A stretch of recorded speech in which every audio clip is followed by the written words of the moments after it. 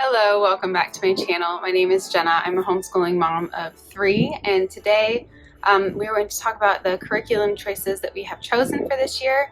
We are about halfway through our school year, so I figured this would be a good time to kind of do a little bit of a review and let you guys know what we think of the stuff that we have so far.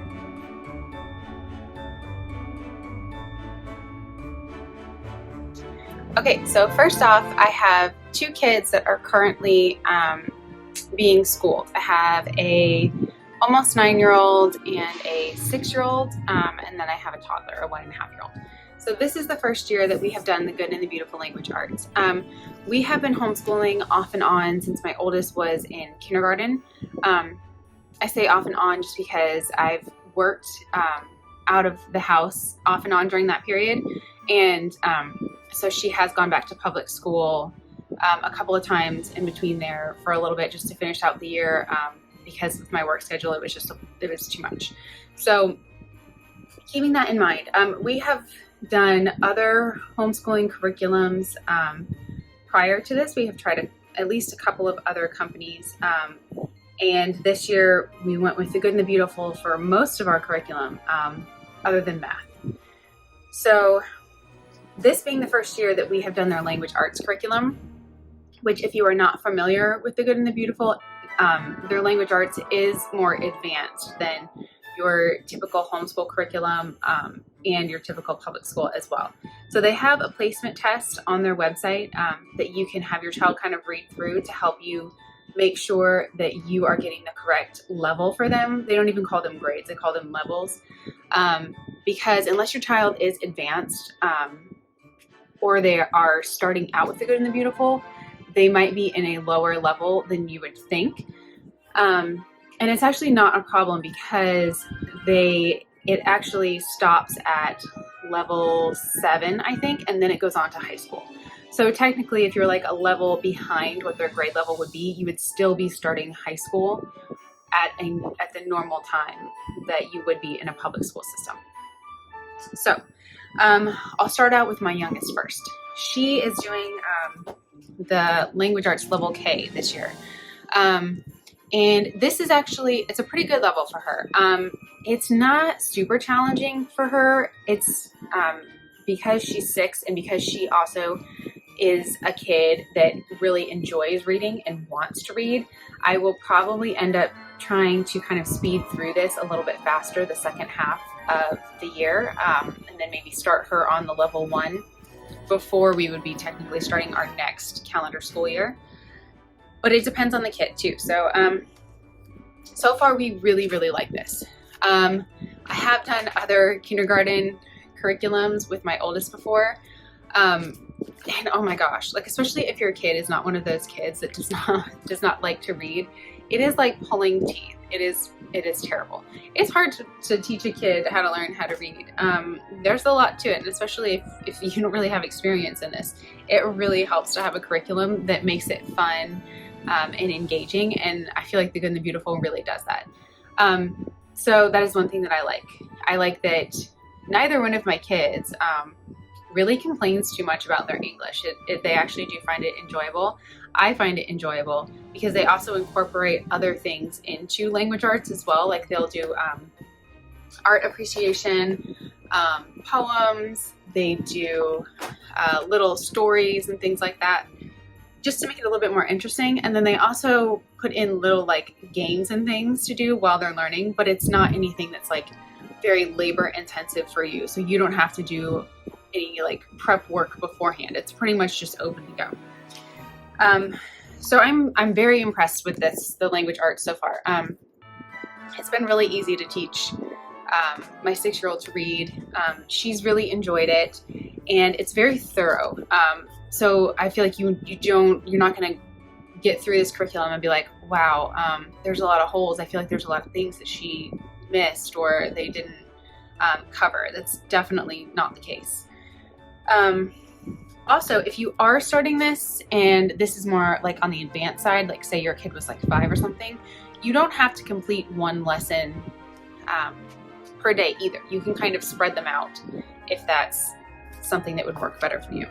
We actually homeschool 4 days a week, and I think it would still work out that they would finish this curriculum in a 36-week period, doing 4 lessons per week. She's also doing the handwriting.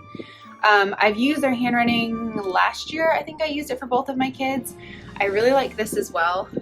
It makes it a little bit more interesting than a lot of other handwriting curriculum, just because at the end of every page they have like a little art thing for them to do. So it's kind of like something for them to look forward to. Yeah, so both of those, highly recommend. I feel like my daughter would as well. She also really enjoys that. I also throw in for their English the Explode the Code.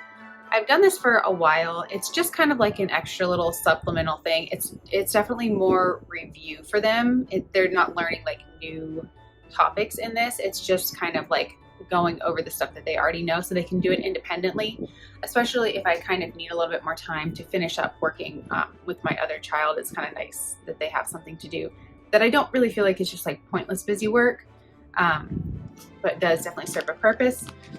So they have, it's just kind of like reading and writing, working on their handwriting and phonetics and things like that.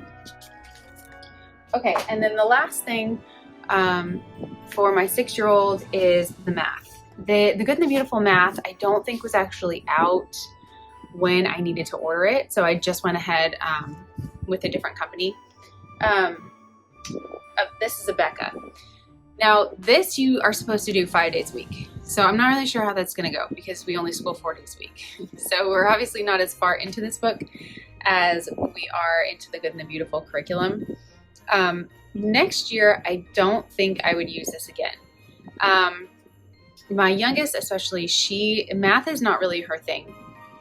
So it's definitely something that she is not enjoying as much as she could, I feel like. And based on how much she is enjoying the Good and the Beautiful, I would definitely like to give their math a shot. It is really colorful. It does have, like, you know, in that sense, but it's very dry. I mean, I guess as math is most of the time. It's better than some of the curriculums that I've tried, so I don't hate it, but it's not my favorite. I think we're going to finish out the year with this, but then next year I'm going to try out the Good and Beautiful math. Okay, need a coffee break. Okay, now on to my 8-year-old. She is doing the level 2 from the Good and the Beautiful. This level I feel like is very good for her. It does say on their website, it says it's good for grades 2 and 3. So I feel like if she was in public school, it would be pretty much what she would be learning. Now she is different than my youngest in the sense that English is, it's not her thing. She does not enjoy it. She just does not want to read. She does not have the motivation to read. She can, she definitely can, but if she can get someone else to read it to her, she would 1,000% rather do that. Whereas my youngest is like the complete opposite. So this is her, this is her book. It just kind of destroyed it. It's falling apart. But especially compared to going with a different curriculum that we went with last year, this is way better for sure. And I can see like a very remarkable improvements like every week in her phonetics, in her spelling, just in her fluency in reading. So I really would highly recommend the older grades for this as well.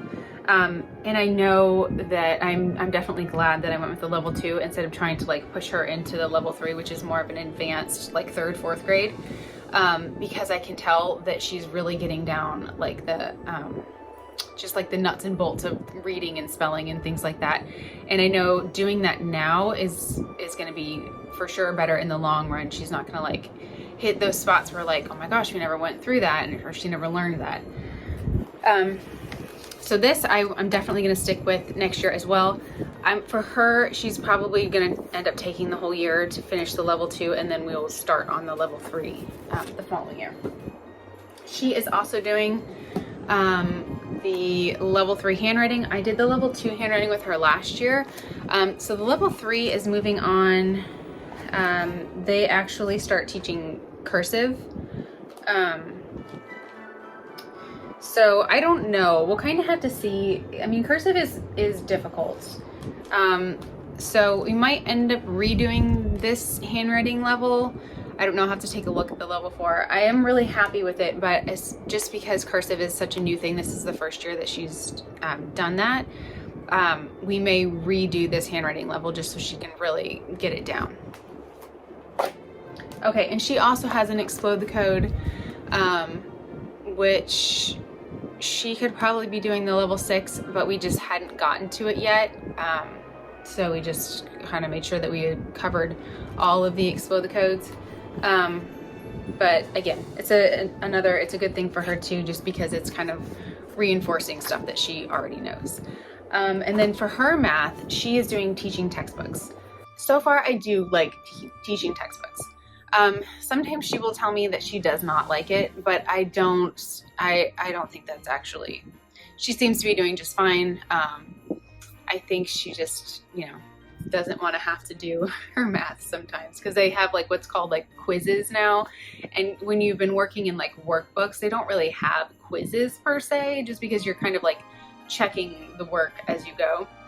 But I'm pretty sure I will continue with that. And I think probably when my youngest gets to be in 3rd grade, I will start teaching textbooks with her as well, because it doesn't start until the child is in 3rd grade. The reason that I like it is because, first of all, I do not enjoy math. It is like my least favorite thing to do. So if I can have someone else doing that online, or at least doing the brunt work, and then I'm just kind of like helping out a little bit along the way, for sure, rather do that. So that's working out really well. It also kind of gives me time to work with my youngest and do her math curriculum with her while my oldest is doing hers on the tablet. So I think we will continue with that again next year as well. So far, as far as their core curriculum, now this is just their core curriculum. So like their, like English, handwriting, and math. We do group subjects for the other stuff. So I will go through that in another video. But so far we are super happy with our choices. The Good and the Beautiful has been amazing. I know some people are, I don't know, they don't really like it. But I think sometimes people try to start their kids out on a level that's too hard. If you're kind of starting, coming from just a normal average curriculum, that can be a little bit too much of a leap. So the Good and the Beautiful language arts we will continue with next year. The handwriting we will continue with next year. Explode the Code, I will probably just go ahead and do that with them until they finish that out. I think it goes to like level 8 or something like that. And then math, I think we might change the math up next year. But the Abeka math it's decent. It's not, I mean, we've tried worse things. So it's kind of in the middle of the road there. So I hope that helps. If you have any questions or anything, just leave them down below and I will try to answer them for you. I know when you're choosing curriculum, there is so much out there and it can be so confusing.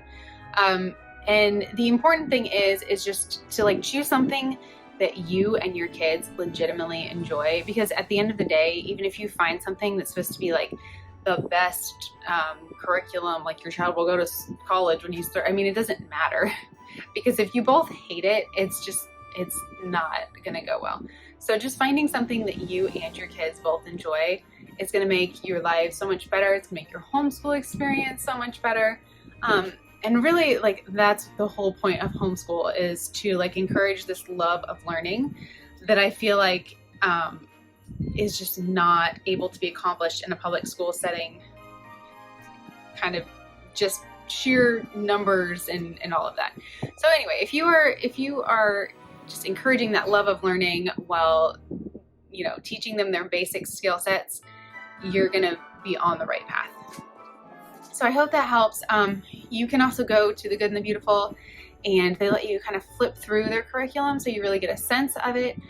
Also, I know there are a lot of other videos too that actually give you like a flip through where they just literally show you the book and you can flip through and see it for yourself, and see if it's kind of something that you think that you and your kids would enjoy.